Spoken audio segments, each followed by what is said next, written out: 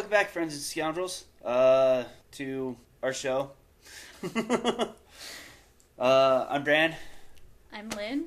And today we're starting our Adventure Log series, which is where we talk about some of our games. We had originally tried to record them, but that didn't work out because we have 2 children, and one of our players also has 2 children who are always there in the background. Because we play at his house. So the recording didn't quite work out. And it's just hard to keep track of making sure things are going right.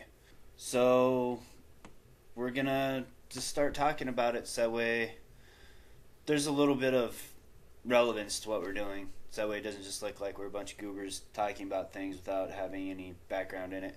I don't think it changes our gooberness at all. No, but we like a little less goobery. I don't think there's anything wrong with our gooberousness. This kind of gives a little support for us talking about things that we're going to start talking about. We actually put the first episode up of our podcast, if you will, talking about multi-classing. So we'll start by what module we're running. Right now we're running Lost Mine of Phandelver to work that into Storm King's Thunder. And it's our first time running anything real serious. So this is my first actual experience running a campaign as a dungeon master. I've run a bunch of one-shots for you and Matt, trying to get everything hashed out, and the kids, and... Back to the point. This module, you're DMing. We've got 4 players. 3? 4. 4. I can count. So, coming around, we've got Frank, or as he's recently become to known because of a typo on my part, Thank. And then you are playing Leia. Frank is a... Oh, yeah. I suppose we should talk about that. He is a ranger. I forget what race he is. I did too. Beastmaster Ranger. I think he's half-elf or an elf. I think he's a wood elf. He's a wood elf. Wood elf, Beastmaster Ranger. Who is raised by wolves. Who was literally raised by wolves, which means he took the Outlander background. And he's brand new to the game. He sat in on with us on one of the games, one of the things we ran places. You'll have to excuse the random squeaking. The cats have decided that it's time to fight. And he's, for being a ranged ranger, our heavy hitter. I blame that on your dice, though. I wish he'd get his own. But whatever. I'm not that kind of DM. I'm here for you guys. Anything else about Frank? No, I think that covers him. His basics. For the moment. It's his basics. You're playing Leia. Leia, a human grave cleric with a criminal background. She was a grave robber before she died, but was granted a second chance at life as a cleric for the first time as penance for her crimes. And then there's... Zip. Zip. I forget his full name, but I know Crook Eye is part of it. But we just call him Zip. He is a kobold druid who's in the service of a lord of some sort. I don't know. A lot of that was, we started fleshing it out. A lot of that went out the window. He doesn't really have too much of a background. He was kind of spared by an adventuring party that killed his group, I think, and he survived and is working for this guy now. And that brings us to Matt, who's playing Face Bruiser. Face Bruiser. Who is a Kenku monk. Had a pretty decent backstory for that one. But his monastery was burned and he's seeking revenge. He ended up in the Underdark somehow at some point. Well, or no, that's where he was saved from. So it was like family was killed or something, or he ran away. ended up in the Underdark, then was picked up by this monastery, and then they were all killed by bandits. So we all met in a tavern? No, did not meet in a tavern, oddly enough. Well, so we all met in a prison? A quarter of the team met in a tavern, kinda. Pretty much started off, you and Frank had been arrested and are being charged with helping the crown out to deal with these bandits in a settlement where they believe they found an old town called Phandelver. New Phandelver. Well, the old town was Phandelver. I've decided to call it New Phandelver because that makes sense in my world, in my brain space. And you were caught robbing graves, which is a very heinous crime. A little bit. And Frank, being raised by wolves, has no social etiquette, so he killed a deer and tracked it down and skinned it just inside the town, in front of everybody. So we've been arrested and are now having to pay off our debt to society, and Zip is our parole officer. Yes, he's your chaperone. So, interesting concept. Brand new to clericing. No family, nothing really of import to you other than your wagon. And Frank, who doesn't have anything at all, under the care of a 2-foot tall kobold. You guys are charged with going to help out, going through town a little bit in Neverwinter. Is that where we start? Yes. You go around town a little bit. You're trying to find... And this is session 1, by the way. Forgot to... We're probably going to lose track again.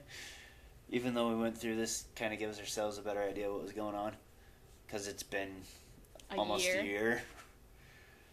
Going around Neverwinter, trying to get maybe some idea of things. Go to 1 or 2 of your contacts. And as you're passing by the tavern that has an outdoor seating area, right? You guys are talking about finding bandits, and this weird bird man just starts kind of following you. Enter Face Bruiser. So, you do what you can. I wasn't really the best at things at this point, and I hadn't anticipated any of the running around talking to contacts. So... Sorry. Lesson learned. Or lesson pointed out, not learned. So you're getting ready to leave town. You're almost at the gates, and the small dwarf comes running up to you guys, who is also going to New Phandelver and has a cart of supplies that he would like you to escort that is leaving the next day. And that kind of my way of forcing the setup for running Lost Mine the way that it's kind of supposed to be. Just using some of the things that are there. You guys eventually agree to do this. Run around, do a bunch of stuff, trying to find a place to stay for the night. That was a little entertaining. Tried climbing in a window and got pushed out or something, didn't you? No, it was occupied. Is it occupado? Yes. I attempted to break into the wrong room. And I think you just ended up staying with the cart. Well, the whole team, because it was free. Yeah, we didn't have any money at this point. We had just gotten out of incarceration. Yes. Then stay, rest. Everybody leaves for the day to head to New Phandelver, escorting this cart of goods. And along the way, you notice that there's a couple dead horses with arrows sticking in them. And you decided that it was none of your business continuing on to town. And go into New Phandelver, deliver the cart to where it's supposed to be delivered, which is Baratheon's Provisions or whatever. Or was it the Miners' Exchange? Yeah, the Phandelver Miners' Exchange, I think it was. Tried to haggle over getting your gold, but the merchant of the exchange was not in charge of paying you. That was supposed to be on Obeg and the Rockseekers, so he tells you to go find them. Go find them. They're worried about their friends because Sildar and Obeg hadn't showed up the day before like they were supposed to, because they had top secret information or something. It's probably those horses we saw. Probably was. And it did come to light, I think somebody mentioned that they had seen horses on the way and described one of them, and it matched the description. So we ended up having to go back and make the dead horses our business. Yes. If we wanted to get paid. Go back, ambushed by goblins, then a trek through the woods. Falling into pit traps. Falling into traps. And then we started Cragmaw Hideout. And we got through the wolves, the druid being capable of shape-changing, changed into one of the wolves, or a wolf. Didn't really matter. And put a chain around it so it could impersonate one of the wolves having broken free and act as a scout. One-hit wonder, Mr. Fank, taking out the goblin on the bridge with one of his, I think that was the start of the excellent rolls, wasn't it? It was. Got up to the next level and finished that battle, and that's kind of where we had to end for session 1, because we just ran out of time. Yep. So session 2, finishing up Cragmaw, going into the actual main boss's hideout, cross the bridge, find Sildar, a little bit of role-playing with one of the goblins, trying to get information out of him. That was kind of fun. A little bit better on my part compared to a lot of other times and things before. That's something that our group was working on, I think, to a degree. Getting better. And then some role-playing with Sildar. Had to take a rest because it was towards the end of the day anyways. But Sildar needed to heal up and feel better because his old veteranness was beat up. But come to light, Olbeg did actually get away from the initial goblin attack, but still hadn't made it to town, so we had to figure out where he was. Well, you guys did. I knew where he was. Let's see here. Did we... I think we just started heading back to town. Or did that... No, that was one, because Frank wasn't actually on that one. Right. So that all that combat took a little bit longer than normally would. So we ended there, and where some of my lack of preparedness comes into play, so I threw in against the dead hands from the dungeon crate, and used that as a staging point for where Olbeg was. Yes, and that was our first split the party. We came in different entrances of the hideout. I had to find the hideout first, and we had just gotten the epic encounters thing from Dungeon Crate shortly before that also. And I used some stuff from that. There's 2 guys drunk singing.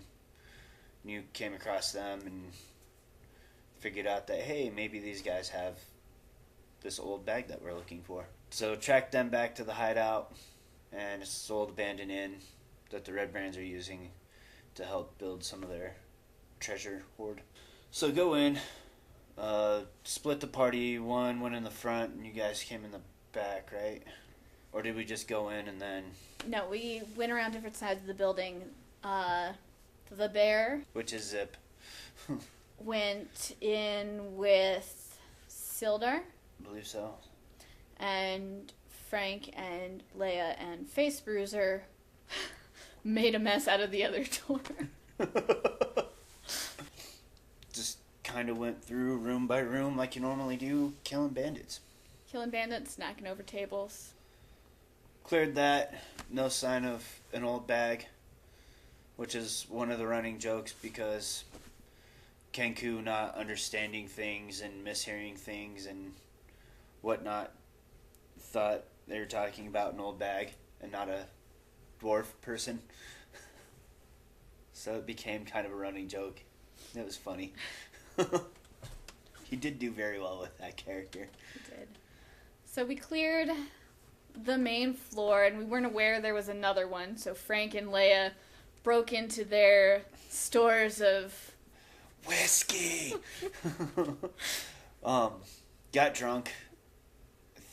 Forget how we ran that. I think you just had disadvantage on... We had disadvantage. Everything, or... On attack rolls and saving throws. Is how we ran it so we pretty much just treated it like exhaustion. Or just about like exhaustion. About.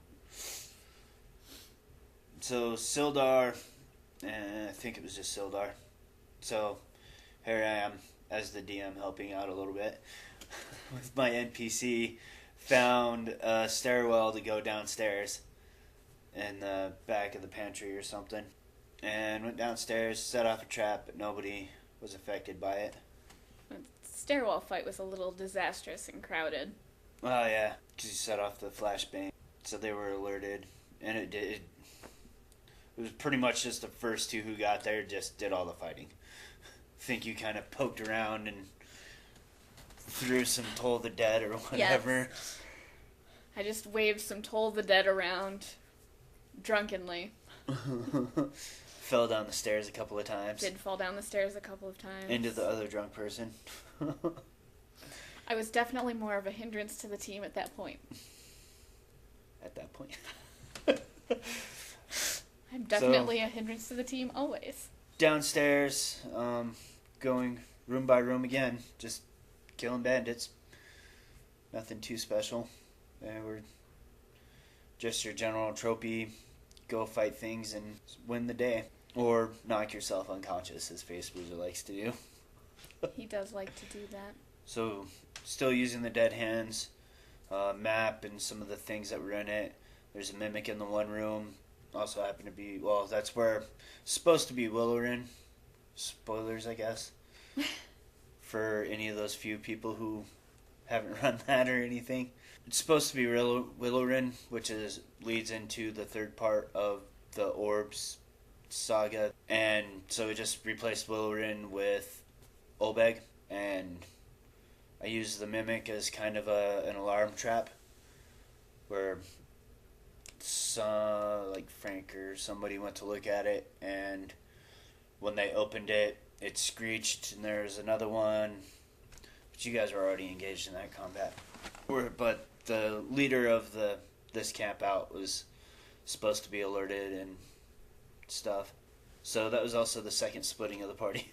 And I did not go into this mimic It was fight. you and Zip. And the other two were in the mimic room. So save Olbeg. And rest time, end of session 3. So session 4, go back to town. And this is one where I personally had a little bit of trouble dealing with, because I knew it was going to be mostly social interaction, social encounters. And those are kind of really hard to prep for, even when you're trying to direct things as the DM, because there's all kinds of places to go and who knows where they're going to end up. So it's just kind of, prep was having a basic idea of who was NPCs and who was what and what information they had and what I wanted to use.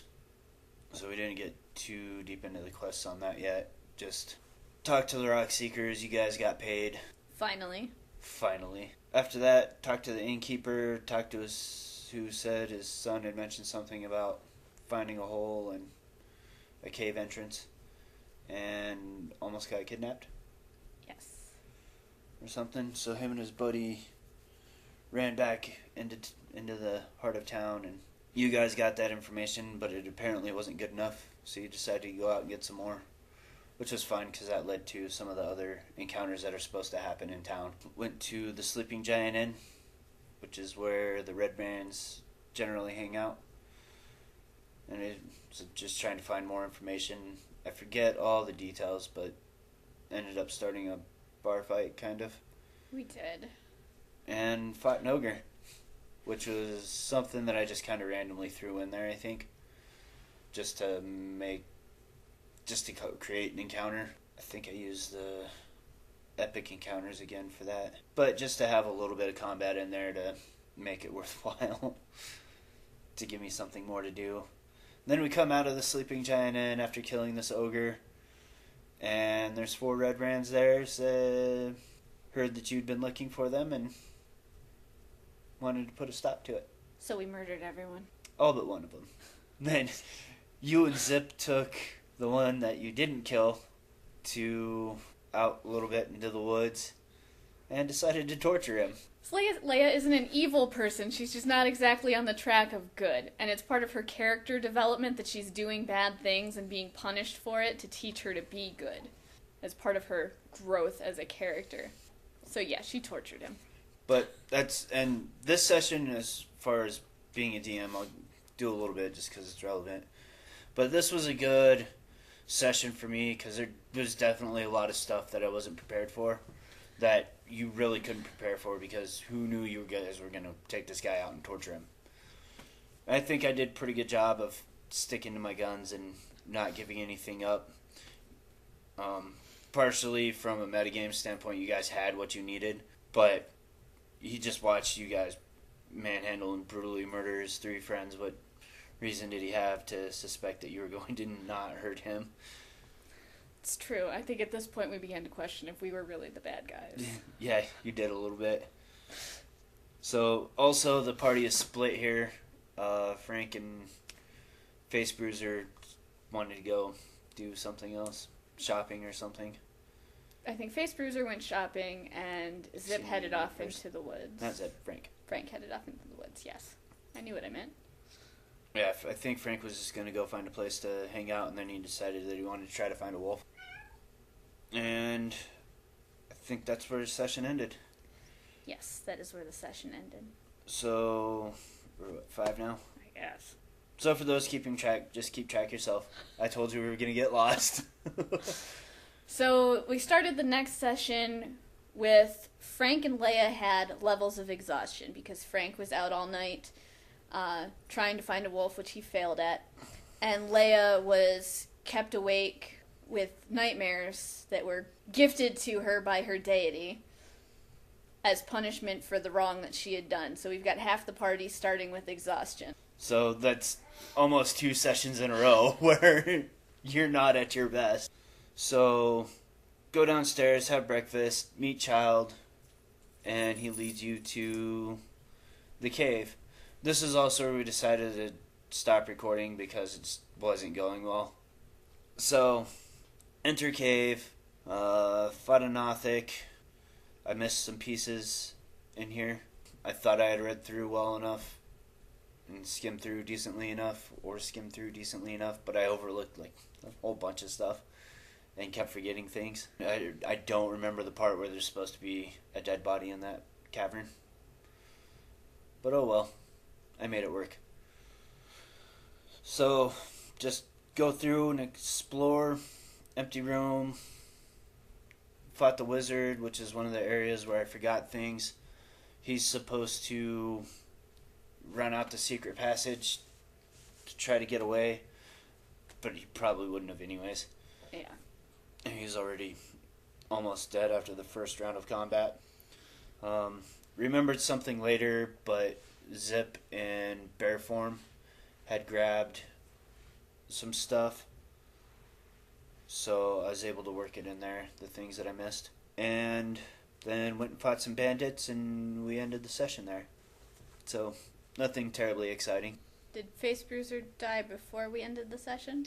Yes. Because that's kind of terribly exciting. Well, not terribly exciting, but it is an important thing to note. Yeah, so Matt had been struggling with this character anyways. I mean, he was playing it well, but he wasn't really into it. And if you're not having fun, what's Yeah. the point? So he'd been trying to get me to kill Face Bruiser off for a few sessions now. Like, just do it. I'm like, no, we'll just wait until we clear out the red brands and we'll just leave. The first time he tried to die, I was mean, and I did keep reviving him against his wishes. So, Face Bruiser finally died. We already had another character from another game that we were trying to run that Matt and I were going to split because we were also going to split DMing responsibilities. And so he just picked up that character and brought it and decided to bring it in that we would pick up in the next session. So yeah, that's the end of this current session that we're talking about. And we just continue exploring this side, found the bugbears who managed to sleep through an entire combat. They must have gotten into some whiskey or something. And this was one of the things we do in our games because we had leveled up before this. So for explanation of character development, it was the first time that Leia had used one of her new spells and we made it kind of seem accidental. Yeah. Oh yeah, because we found that arcane focus, that staff or whatever. Yes. Because we like to try and explain, make it relevant to the story, where this growth and stuff comes from. Yeah, instead of, like, in the middle of doing something, now you're magically all of a sudden better. Yes. I don't allow it usually until you go to bed or something, or you have time to look back and think on it or whatever. A long rest. But it's something we worked out for Leia's character. Much of her stuff is accidental as she grows as a cleric. Because she wasn't raised devout or anything. She's learning to work for this deity and to act as his So in a fit avatar. of rage, she accidentally cast inflict wounds on one of the bandits. And that's how we explained that, because of this arcane focus she had, and she didn't realize she was holding, that when she reached out to cast another spell, because of the focus and her rage, it inflicted wounds instead, and that's how she learned that spell. I don't even think the arcane focus was a part of it necessarily directly. You meant to do something else, but because you're angry, the arcane focus glowed, so that's how you knew it was something to let you know that it was something magical.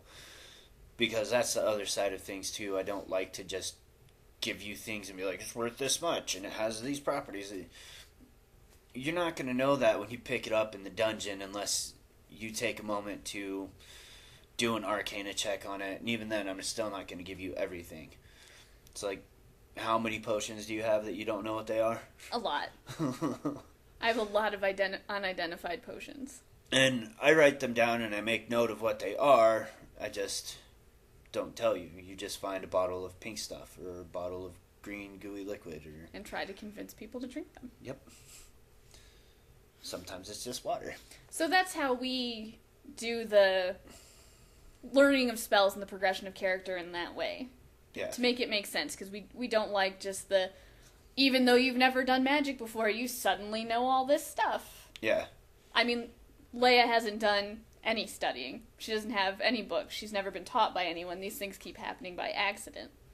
Every new spell she's done, it's happened accidentally, because I am making the choice to cast it, but in previous discussions with the DM, I've explained that I'm going to use it this time so we can explain it in an accidental manner.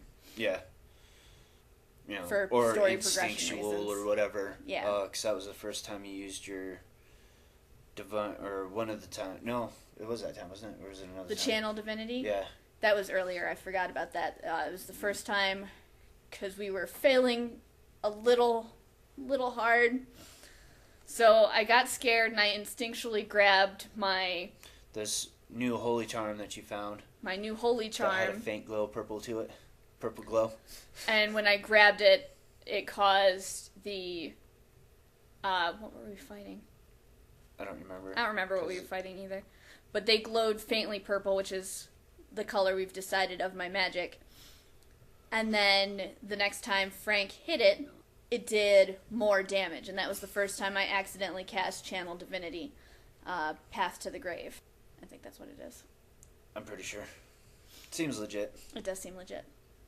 If we're wrong, we're wrong. So that's just one of the ways we handle learning new things in our games. And somebody had already had the map for Tabor Manor. I had the map. Frank had found an atlas, and I had with a page missing, and I had this page that I gave to him because I assumed it was the missing page.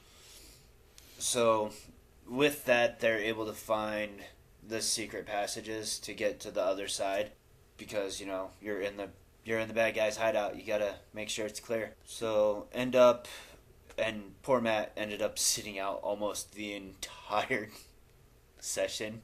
Found their armory, upgraded a few weapons. Tried upgrading anyways. Yeah, tried upgrading because Leia, by virtue of my dice, is the worst cleric. She hits maybe 1 out of 20 shots. I don't know if it's quite that bad. It's, like 1 out of every pretty 5 bad. or 6. No, it's worse than that. That's why I just don't. You haven't rolled a whole lot anyways on it. So you've hit 3 or 4 times out of... The whole entire time. I've only hit 3 or 4 times. Which, story-wise, makes sense because she's not wielded weapons in this manner. And going back to session 1, trying to come in, all right, I'm going to have to go fight things for this guy. So you grab armor and... Yeah, it's her first time armored, her first time with a heavy weapon. Or any real weapon. So it makes sense, but it is getting to be very frustrating. As the player. Yes. Even the characters starting to like... because it's not something, like, she's not able to play it off as easily, too, I think. So we got out of there and we got to this room, and there were skeletons. It was a tomb. A and tomb. There's, for sake of saving space and because I hadn't crafted anything and just explained that all the bodies were in the wall, that crypt style. And they were armored. There's some armored ones, yeah. So Leia, by virtue of her previous profession, wanted to take it because she's got the belief system that if you're not using it, it's not stealing, and the dead can't be using it. And she was working on not giving into it when Frank egged her on. So she ended up going and touching the skeletons to steal from it, which activated them. Yeah, because I'm not a big fan of the undead idea. I'm not totally removed from it in certain cases, but I prefer to think of a lot of those things more as being cursed creatures, or in the case of skeletons, constructs. So that's why they were armored, because it's part of their constructiness and what enables them to be able to move. I think I buffed them up a little bit, but just to make up for your guys' level and how awesome Frank always does. So fight some skeletons, creating commotion so bandits come from the other room, because I do try to follow that logic. If there's enemies in adjoining rooms, if there's a chance stay here. And it's something I kind of borrowed from Runehammer, Hanker Inferno. He has his three T's. It's timer, treat, and something else. I forget what the third one is. It's been a while since I've watched any of those videos. But I like the idea of having that timer, so I'll roll my d4 to see how many rounds it is before they enter. So the bandits came in, so you're splitting off now, fighting these guys, and ended up winning. Go into that room, find a woman and her children, and then Iedos. So enter Matt. And Iedos is a tiefling warlock who is running from something. He took the haunted background. So, Zip, I think, escorted him out. Was it just Zip? Yes, it was just Zip. After we had a conversation with the child and the crying woman, which made Leia uncomfortable. She doesn't like crying women and children. So they were escorted out, and we finished? Continued through the rest of the manor, because there's the front room, or the actual cellar. Because I think the way this place was there's cellar, and then they added the crypt a little bit later, and then the rest was just dug out like they were trying to expand it or something. I don't remember. So we finished clearing out the manor, or whatever this was. The crypt. Finished clearing it out. Then you went back to town. Did a little bit of running around. You went to the Temple of Luck. I did go to the temple because another thing that we do is we do use material components for our spells. So I had to go restock my holy water, because I throw bless around like mad.